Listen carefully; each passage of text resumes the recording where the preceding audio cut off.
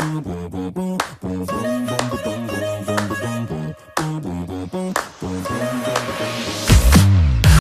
ಶುಭೋದಯ, good morning. France with ನಾಗ್ ಚಾನಲ್ಗೆ ಮತ್ತೆ ಸ್ವಾಗತ. ನಾನು ನಾಗೇಂದ್ರ. ಇವತ್ತು ಬುಧವಾರ August 19th. ಬನ್ನಿ ಇವತ್ತಿನ ಮಾರ್ಕೆಟ್ ಮುಖ್ಯ ಅಪ್ಡೇಟ್ಸ್ ನ ನೋಡ್ಕೊಂಡು ಬರೋಣ. ಮೊದಲನೇದಾಗಿ ವರ್ಲ್ಡ್ ಮಾರ್ಕೆಟ್ಸ್.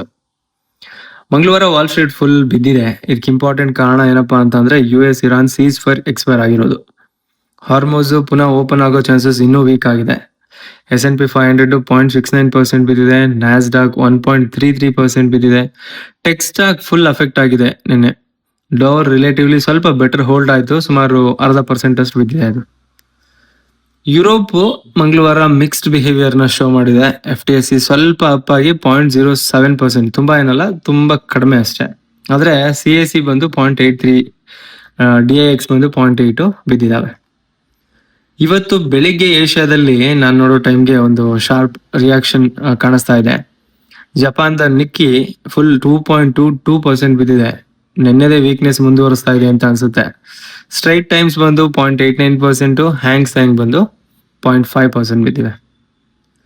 ಕ್ರೂಡ್ ಆಯಿಲ್ ರಿಲೆಂಟ್ಲೆಸ್ ಆಗಿ ಮೇಲೆ ಹೋಗ್ತಾನೆ ಇದೆ.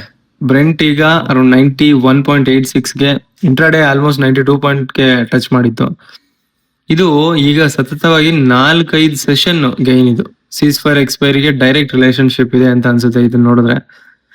ಗೋಲ್ಡ್ 0.45% ಜಾಸ್ತಿ ಆಗಿದೆ. ಇಂಡಿಯಾದು 10 ವರ್ಷದ ಈಲ್ಡ್ 6.82%ಗೆ ಏರಿಕೆ ಆಗಿದೆ. ಇದು ಇತ್ತೀಚೆಗೆ ನಮ್ ಟ್ರ್ಯಾಕಿಂಗ್ ಅಲ್ಲಿ ಅತಿ ಹೆಚ್ಚಿನ number. Domestically inflation tension build ಆಗ್ತಿದೆ ಅಂತ ರಿಫ್ಲೆಕ್ಟ್ ಮಾಡ್ತಾ ಇದೆ ಇದು. ಆದ್ರೆ ಒಂದು ಇಂಟ್ರೆಸ್ಟಿಂಗ್ ಟ್ವಿಸ್ಟ್ ಏನಪ್ಪಾ ಅಂದ್ರೆ, ಇಂಡಿಯನ್ ADR ರಿಕವರಿ ಆಗಿದ್ದು ನಿನ್ನೆ. US ಮಾರ್ಕೆಟ್ ಒಂದು ವೀಕ್ ಕ್ಲೋಸ್ ಇದ್ರೂ ಕೂಡ ಇನ್ಫೋಸಿಸ್ ADR 1.81% ಬೌನ್ಸ್ ಬ್ಯಾಕ್ ಆಗಿದೆ. ಸೋಮವಾರದ ಶಾರ್ಪ್ ಲಾಸ್ ಏನಾಗಿತ್ತು ಅದ್ರದ್ದು ಸ್ವಲ್ಪ ರಿಕವರಿ ಆಗಿದೆ ಅನ್ಸುತ್ತೆ ಇವಾಗ. ಜೆನ್ಪ್ಯಾಕ್ಟ್ ಫುಲ್ 2.82% ಮೇಲಕ್ಕೆ ಹೋಯ್ತು. ICICI bank, HDFC, doctor Reddy ADRs ಎಲ್ಲ ಸ್ವಲ್ಪ ಪಾಸಿಟಿವ್ ಆಗಿದ್ದಾವೆ. ಇದೊಂದು ನಿಜವಾಗ್ಲೂ ಡಿಕಪ್ಲಿಂಗ್ ಎಫೆಕ್ಟ್ ಅಂತಾನೆ ಹೇಳ್ಬೋದು. ಅಂದ್ರೆ ಬ್ರಾಡರ್ US ಮಾರ್ಕೆಟ್ ಬಿದ್ದಾಗ್ಲೂ ಇಂಡಿಯಾ ಸ್ಪೆಸಿಫಿಕ್ ಹೆಸರುಗಳಿಗೆ ಬೈಯರ್ ಸಿಕ್ಕಿದ್ದಾರೆ. ಬಹುಶಃ ಮಂಗಳವಾರದ್ದು ನಮ್ಮ ಹೋಮ್ ಗ್ರೌಂಡ್ ಮಾರ್ಕೆಟ್ ಏನಿದೆ, FIDI ಆಕ್ಟಿವಿಟಿ ಅದು ಸ್ಟೆಬಿಲೈಸ್ ಆಗಿದ್ರಿಂದ ಅದನ್ನ ನಾವು FIDI ಆಕ್ಟಿವಿಟಿ ನೋಡಿದಾಗ ಗೊತ್ತಾಗುತ್ತೆ. ಯಾಕೆಂದ್ರೆ 2 ನೆಟ್ ಬೈಯರ್ಸ್ ಇದಾವೆ ನಿನ್ನೆ. ಹಂಗಾದ್ರೆ ವರ್ಲ್ಡ್ ಮಾರ್ಕೆಟ್ ತೀರ್ಮಾನ ಏನು? ಇನ್ನು ಇದು ಕೇರ್ಫುಲ್ ಟು ನೆಗೆಟಿವ್ ಇದ್ರಲ್ಲೇ ಇದೆ. ಆದ್ರೆ ಒಂದು ನ್ಯೂಯಾನ್ಸ್, ಇವತ್ತು ಕ್ಲಾರಿಟಿ ಇಲ್ಲ. ಯಾಕೆಂದ್ರೆ ಹೆಡ್ಲೈನ್ ಸ್ಟೋರಿ ಬಂದು ಸೀಸ್ ಫೈರ್ ಎಕ್ಸ್ಪೈರಿ, ಕ್ರೂಡ್ 92 ಹತ್ರ, ಶಾರ್ಪ್ ಏಷ್ಯನ್ ಲಾಸಸ್, ಇದೆಲ್ಲ ಕ್ಲಿಯರ್ ಆಗಿ ನೆಗೆಟಿವ್ ಇದೆ. ಆದ್ರೆ ಇಂಡಿಯನ್ ಇದಕ್ ಬಂದ್ರೆ ವ್ಯೂ ಪಾಯಿಂಟ್ಗೆ ADR ರಿಕವರಿ ಆಗಿದೆ. India specific sentiment broader global risk off ಮೋಡ್ಗಿಂತ ಸ್ವಲ್ಪ ಬೆಟರ್ ಹೋಲ್ಡ್ ಆಗ್ತಿರ್ಬೋದು. ಹಂಗಾಗಿ ಒಂದ್ ಸ್ವಲ್ಪ ಕೇರ್ಫುಲ್ ಟು ನೆಗೆಟಿವ್ ಅಂತ ಹೇಳ್ಬೋದು. ಇವತ್ತಿನ ಗಿಫ್ಟ್ ನಿಫ್ಟಿ ಆಕ್ಚುಯಲ್ ಸಿಗ್ನಲ್ಗೆ ಇದು ಟ್ರಾನ್ಸ್ಲೇಟ್ ಆಗುತ್ತೋ ಇಲ್ವೋ ಅಂತ ವೆಯ್ಟ್ ಮಾಡಿ ನೋಡುವ. ಈಗ ಇಂಪಾರ್ಟೆಂಟ್ ನ್ಯೂಸ್ ಮತ್ತೆ ಡೇಟಾ ನೋಡೋಣ. ಇವತ್ತು ಏನೇನು ಎಫೆಕ್ಟ್ ಇದೆ. ಫಸ್ಟ್ ಮತ್ತೆ ಫುಲ್ ಇಂಪಾರ್ಟೆಂಟ್ ಅಂತ ಅಂದ್ರೆ, ಆಸ್ ಯೂಶುವಲ್ ಇತ್ತೀಚೆಗೆ ಯಾವಾಗ್ಲೂ ಮಾತಾಡೋದು US ಇರಾನ್ ಸೀಸ್ ಫೈರ್. ಇದು ಫಾರ್ಮಲಿ ಎಕ್ಸ್ಪೈರ್ ಆಗಿದೆ. ಹಾರ್ಮೋಸ್ ಪುನಃ ಓಪನ್ ಆಗ್ಬಹುದು ಅನ್ನೋ ಹೋಪು ಸ್ಟ್ರಾಂಗ್ ಆಗೋ ಬದಲಿಗೆ ವೀಕ್ ಆಗಿದೆ. ಇದೇ ಕ್ಲಿಯರ್ ಸಿಗ್ನಲ್. ಮಾರ್ಕೆಟ್ಸ್ ಬೇಗ ರೆಸಲ್ಯೂಷನ್ ಎಕ್ಸ್ಪೆಕ್ಟ್ ಮಾಡೋದನ್ನ ನಿಲ್ಲಿಸಬೇಕು ಅಂತ ಅಷ್ಟೇ. ಇನ್ನ ಆಯಿಲ್ ಕಂಪನಿ, ಫ್ಲೈಟ್, ಪೇಂಟ್, ಟೈರ್ಗೆ ಮಾಮೂಲಿ ಪ್ರೆಷರ್ ಇದ್ದೇ ಇರುತ್ತೆ, ಕ್ರೂಡ್ ಜಾಸ್ತಿ ಇರೋದ್ರಿಂದ. ONGC ಆಯಿಲ್ ಇಂಡಿಯಾ ಇನ್ನು ಸ್ಟ್ರಕ್ಚರಲ್ ಬೆನಿಫಿಷಿಯರ್ ಆಗಿ ಉಳ್ಕೊಂಡಿದೆ. ರೂಪಾಯಿ ಆಗ್ಲೇ ಡಾಲರ್ಗೆ ಎಷ್ಟಾಗಿದೆ, 95.68. ಇನ್ನೂ ಇದು ತುಂಬಾ ಪ್ರೆಷರ್ ಅಲ್ಲೇ ಇದೆ. ಸೆಕೆಂಡ್ ಏನಪ್ಪಾ ಅಂತಂದ್ರೆ, ಮಂಗಳವಾರ ಇಂಡಿಯನ್ ಸೆಷನ್ ಒಂದು ಕ್ಲಿಯರ್ ಸೆಕ್ಟರ್ ಸ್ಪ್ಲಿಟ್ ಅನ್ನ ತೋರಿಸ್ತು.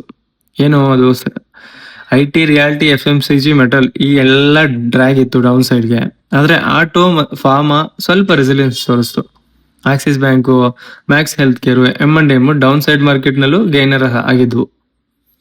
ಈ ರೊಟೇಷನ್ ಪ್ಯಾಟರ್ನ್ ಏನಕ್ಕೆ ಗಮನಿಸಬೇಕು ಅಂತಂದ್ರೆ, ಡಿಫೆನ್ಸಿವ್ ಆಗಿರೋದು, ಡೊಮೆಸ್ಟಿಕಲಿ ಡ್ರಿವನ್ ಸೆಕ್ಟರ್ಗಳು ಏನೇನಿದಾವೆ, ಮತ್ತೆ ಎಕ್ಸ್ಪೋರ್ಟ್ ಓರಿಯೆಂಟೆಡ್ ಮತ್ತೆ ರೇಟ್ ಸೆನ್ಸಿಟಿವ್ ಒಂದು ಸೆಕ್ಟರ್ಸ್ ಏನೇನಿದಾವೆ ಅದಕ್ಕಿಂತ ಬೆಟರ್ ಆಗಿ ಹೋಲ್ಡ್ ಆಗ್ತದೆ.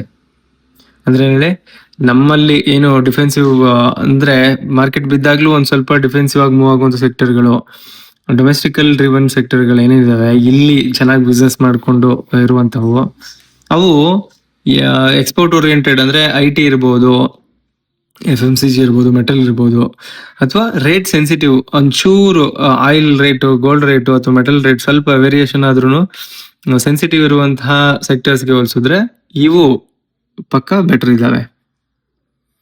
ಥರ್ಡ್ ಬಂದ್ರೆ BSE limited back to back brokerage down ರೇಟ್ಗಳಾಗಿದೆ. ಅದ್ರ ಮೇಲೆ ಇನ್ನೂ ಸೆಲ್ಲಿಂಗ್ ಒತ್ತಡ ಇದ್ದೇ ಇದೆ.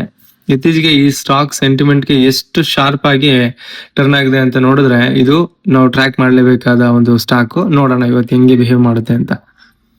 ನಾಲ್ಕನೇದಾಗಿ ಪ್ರೈಮರಿ ಮಾರ್ಕೆಟ್ ಇನ್ನೂ ಆಕ್ಟಿವ್ ಆಗಿದೆ. ನಮಗೊತ್ತು Lalitha jewellery mart IPO subscription ಬಿಟ್ಟಿದ್ದಾರೆ. ಮತ್ತೆ ಇತ್ತೀಚೆಗೆ ಲಿಸ್ಟ್ ಆದ ಮಿಲ್ಕಿ ಮಿಸ್ಟು ಮತ್ತೆ ಬರ್ತಾ ಇರುವಂತ NSE IPO ಇವೆಲ್ಲ ಒಂದು ಆಕ್ಟಿವ್ ಲೈಮ್ ಲೈಟ್ ಅಲ್ಲಿ ಇದಾವೆ. ICICI ಬ್ಯಾಂಕು ಡಾಲರ್ ಬ್ಯಾಂಡ್ ನ ಇಶ್ಯೂ ಮಾಡ್ತಾ ಇದೆ. ಸೀಗಲ್ ಇಂಡಿಯಾ ಹೊಸ ಆರ್ಡರ್ ನ ವಿನ್ ಆಗಿದೆ. ಸೊ ಸ್ಟಾಕ್ ಸ್ಪೆಸಿಫಿಕ್ ಆಕ್ಷನ್ಗೆ ಇವೆಲ್ಲವನ್ನು ಗಮನಿಸಬಹುದು ನಾವು. ಇನ್ನು ಇಂಡಿಯನ್ ಮಾರ್ಕೆಟ್ ಇವತ್ತಿನ ಔಟ್ಲುಕ್ ಅನ್ನು ನೋಡಿದ್ರೆ ಮಂಗಳವಾರ ಇಂಡಿಯನ್ ಮಾರ್ಕೆಟ್ಗೆ ಸತತವಾಗಿ 3ನೇ ಲೂಸಿಂಗ್ ಸೆಷನ್. ಸೆನ್ಸೆಕ್ಸ್ 0.63% ಬಿದ್ದಿದೆ, ನಿಫ್ಟಿ 0.55%. ಅಂದ್ರೆ ನಿಫ್ಟಿ ನಾವು ಗಮನಿಸ್ತಾ ಇದ್ವಿ ಅಲ್ವಾ, 24,200ಗೆ ಒಂದು ಏನೋ ಇಂಪಾರ್ಟೆಂಟ್ ಲೆವೆಲ್ ಅಂತ. ನಿನ್ನೆ ಅದು 24,159ಗೆ ಬಿದ್ದಿದೆ, ಅಂದ್ರೆ 200ಗಿಂತ ಕೆಳಗಡೆ ಕ್ಲೋಸ್ ಆಗಿದೆ. ಸೊ ಬ್ಯಾಂಕ್ ನಿಫ್ಟಿ 235 ಪಾಯಿಂಟ್ಸ್ ಬಿದ್ದಿದೆ. ನಿಫ್ಟಿ IT ಇಂಡೆಕ್ಸ್ ಬಂದು ಒಂದು ಬಿಗ್ಗೆಸ್ಟ್ ಡ್ರ್ಯಾಗ್ ನೆನೆ 1.93%. ರಿಯಾಲಿಟಿ, FMCG, ಮೆಟಲ್ ವೀಕ್ನೆಸ್ ಜೊತೆ ಆದ್ರೆ ಈ ಆಟೋ ಮತ್ತೆ ಫಾರ್ಮಾ ಸ್ವಲ್ಪ ಕುಷನ್ ಕೊಡ್ತು. Infosys, Asian paints, tech Mahindra weakness headline index ಎಲ್ಕೊಂಡು ಹೋದ್ರು. ಆದ್ರೆ Axis bank, Max healthcare, M&M ಸ್ವಲ್ಪ ಗೇನರ್ಸ್ ಆಗಿದ್ವು ಇವು. ನಿಫ್ಟಿ ಮಿಡ್ ಕ್ಯಾಪ್ 0.43% ಬಿತ್ತು. ಸ್ಮಾಲ್ ಕ್ಯಾಪ್ ಫ್ಲಾಟ್ ಆಗಿ ಹೋಲ್ಡ್ ಆಯ್ತು. ಲಾರ್ಜ್ ಕ್ಯಾಪ್ ಗಿಂತ ಬ್ರಾಡರ್ ಮಾರ್ಕೆಟ್ ಸ್ವಲ್ಪ ಜಾಸ್ತಿ ರೆಸಿಲಿಯಂಟ್ ಅಂತ ತೋರಿಸ್ತಾ ಇದೆ ಇದು. ಇನ್ನು ಇಂಡಿಯಾ ವಿಕ್ಸ್ ಸುಮಾರು 0.88% ಜಾಸ್ತಿ ಆಗಿದೆ. ಇನ್ನೂ ರಿಲೇಟಿವ್ಲಿ ಕಂಟೈನ್ಡ್ ಆಗಿದ್ರು ಸತತವಾಗಿ 3ನೇ ಡೌನ್ ಸೆಷನ್ ಸ್ವಲ್ಪ ಕೇರ್ಫುಲ್ ಆಗಿ ಬಿಲ್ಡ್ ಆಗ್ತಾ ಇದೆ ಇದು. ಟೆಕ್ನಿಕಲಿ ನೋಡಿದ್ರೆ ಡಿರೈವೇಟಿವ್ಸ್ ಡೇಟಾ ಹೈಯೆಸ್ಟ್ ಕಾಲ್ ಓಪನ್ ಇಂಟ್ರೆಸ್ಟ್ 24,800 ಇಂದ 25,000 ಸ್ಟ್ರೈಕ್ ನಲ್ಲಿ ಕಾನ್ಸಂಟ್ರೇಟ್ ಆಗಿದೆ. ಇದನ್ನ ಸ್ಟ್ರಾಂಗ್ ಆಗಿ ರೆಸಿಸ್ಟೆನ್ಸ್ ಕ್ಯಾಪ್ ಅಂತ ಅನ್ಕೋಬಹುದು. ಅದ್ ನೋಡಿದ್ರೆ ಪುಟ್ ಓಪನ್ ಇಂಟ್ರೆಸ್ಟ್ 24,000 ಇಂದ 23,800 ಸ್ಟ್ರೈಕ್ ನಲ್ಲಿದೆ. ಇದು ಸಪೋರ್ಟ್ ಬೇಸ್ ನ ಕನ್ಫರ್ಮ್ ಮಾಡುತ್ತೆ.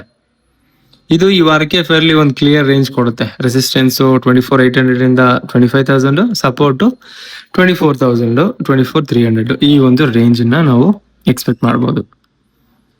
ಹಾಗೆ ಇವತ್ತಿನ ಬೆಳಗಿನ ಗಿಫ್ಟ್ ನಿಫ್ಟಿ ಸಿಗ್ನಲ್ ನೋಡಿದ್ರೆ ಟ್ರೇಡ್ ಸೆಟಪ್ ಸೆಕ್ಷನ್ ಅಲ್ಲಿ ಇದನ್ನ ನಾವು ಡಿಸ್ಕಸ್ ಮಾಡುವ. ಬಟ್ ಗಿಫ್ಟ್ ನಿಫ್ಟಿನ ಸಿಂಪಲ್ ಆಗಿ ನೋಡಕ್ ಹೋದ್ರೆ ನೆಗೆಟಿವ್ ಗ್ಲೋಬಲ್ ಬ್ಯಾಕ್ ಡ್ರಾಪ್ ಇದ್ರೂ ಕೂಡ ಕೇರ್ಫುಲ್ ಆಗಿ ಪಾಸಿಟಿವ್ ಓಪನ್ ಎಕ್ಸ್ಪೆಕ್ಟ್ ಕೊಡ್ತಾ ಇದೆ. India broader risk of mode ಇಂದ ಡಿಕಪಲ್ ಆಗ್ಬಹುದು ಅಂತ ಒಂದು ರಿಯಲ್ ಟೆಸ್ಟ್ ಅಟ್ಲೀಸ್ಟ್ ಇವತ್ತಿಗೆ ನೋಡುವ, ವೆಯ್ಟ್ ಮಾಡಿ. ಗಮನಿಸಬೇಕಾಗಿರೋ ಸೆಕ್ಟರ್ ಯಾವ್ಯಾವು: IT, oil company, flight, paint ಮತ್ತೆ tyre, upstream oil gas and ಕಂಪ್ನಿಗಳು, auto pharma, realty, FMCG, metal. ಇದು ಮಾಮೂಲಿ. ನಿನ್ನೆ ಎಫೆಕ್ಟ್ ಇವತ್ತು ಕಂಟಿನ್ಯೂ ಆಗುತ್ತಾ ಅಥವಾ ಏನಾದರೂ ಚೇಂಜಸ್ ಆಗುತ್ತಾ ಅಂತ ನೋಡೋಣ. ಮತ್ತೆ ಇವತ್ತು ಫೋಕಸ್ ಇಲ್ಲಿರೋ ಕಂಪ್ನಿಗಳು Infosys, BSE, Axis, Max Care, M&M, Asian paints, tech Mahindra. ಅದ್ ಬಿಟ್ರೆ IPO ಲಲಿತಾ ಜ್ಯುವೆಲ್ಲರಿ ಮಾರ್ಟು, ICICI ಬ್ಯಾಂಕ್ದು ಒಂದು ಡಾಲರ್ ಬಾಂಡ್ ಇದೆ, ಅದ್ರದ್ದು ಹೆಂಗ್ ಬಿಹೇವ್ ಆಗುತ್ತೆ ನೋಡ್ಬೇಕು. ಸೀಗಲ್ದು ಒಂದು ಹೊಸ ಆರ್ಡರ್ ವಿನ್ ನ್ಯೂಸ್ ಇದೆ, ಆ ಸ್ಟಾಕ್ ಹೇಗ್ ಬಿಹೇವ್ ಮಾಡುತ್ತೆ ಅಂತ ನೋಡೋಣ.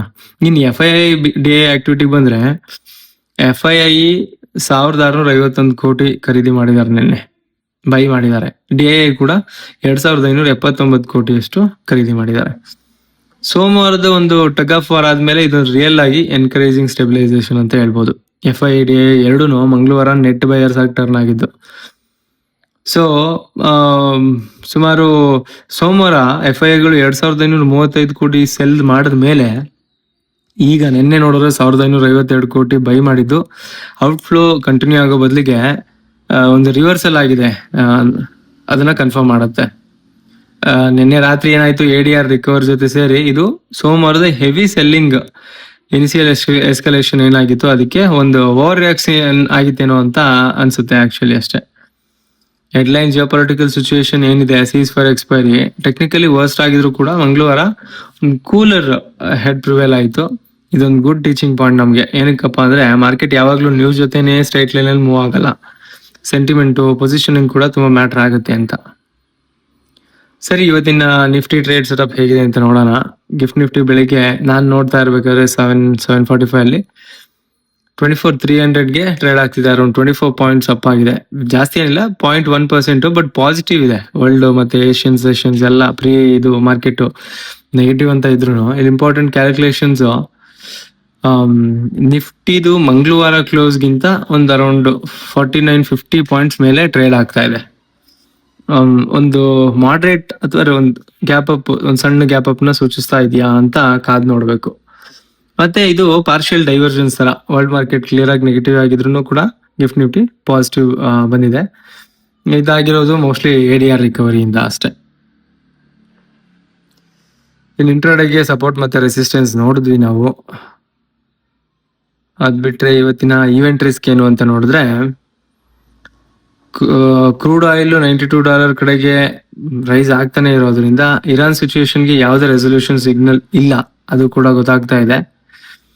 ಮತ್ತೆ ಇವತ್ತು ಜೆನ್ಯೂನ್ ಆಗಿ ಒಂದು test, India broader global risk off ಮೂಡಿಂದ ಪಾರ್ಷಿಯಲಿ ಆದ್ರೂ ಡಿಕಪಲ್ ಆಗುತ್ತಾ ಅಂತ ನೋಡುವ. ಅಂದ್ರೆ ವರ್ಲ್ಡ್ ನೆಗೆಟಿವ್ ಮೂಡ್ ಅಲ್ಲಿ ಇದ್ರು ಕೂಡ ವರ್ಲ್ಡ್ ಮಾರ್ಕೆಟ್, ಇಂಡಿಯಾ ಅದರಿಂದ ಡಿಕಪಲ್ ಆಗಿ ಪಾಸಿಟಿವ್ ಔಟ್ಲುಕ್ ಕೊಡುತ್ತಾ ಅಂತ. ಫಸ್ಟ್ 30 to 60 ಮಿನಿಟ್ಸ್ ಗಮನಿಸ್ಕೊಂಡು ಗ್ಯಾಪ್ ಅಪ್ ಏನಾದ್ರು ಹೋಲ್ಡ್ ಆಗಿ IT ಸ್ಟಾಕ್ ಸ್ಟೆಬಿಲೈಸ್ ಆದ್ರೆ ಇದೊಂದು ಮೀನಿಂಗ್ಫುಲ್ ಪಾಸಿಟಿವ್ ಸಿಗ್ನಲ್ ಅಂತ ತಿಳ್ಕೋಬಹುದು. ಇಲ್ಲ ಅಂದ್ರೆ ಮಂಗಳವಾರದ ಲೋ ಕಡೆಗೆ ರೀಟ್ರೀಟ್ ಎಕ್ಸ್ಪೆಕ್ಟ್ ಮಾಡಬಹುದು, ಇನಿಷಿಯಲಿ ಅಪ್ ಆದ್ರೂ ಕೂಡ. ಇಷ್ಟೇ ಗುರು ಇವತ್ತಿನ pre market brief. Big picture ಇನ್ನ ಕೇರ್ಫುಲ್ ಆಗೇ ಇದೆ, ಕೇರ್ಫುಲ್ ಆಗಿ ಟ್ರೇಡ್ ಮಾಡಿ. ಒಂದು ವ್ಯೂನ ಕಮಿಟ್ ಮಾಡೋಕ್ ಮುಂಚೆ ಓಪನ್ ಹಿಂಗ್ ಪ್ಲೇ ಔಟ್ ಆಗುತ್ತೆ ಅಂತ ನೋಡಿ. ಆಲ್ ದ ಬೆಸ್ಟ್ ಎಲ್ಲರಿಗೂ. ಮುಂದಿನ ವಿಡಿಯೋದಲ್ಲಿ ಸಿಗೋಣ.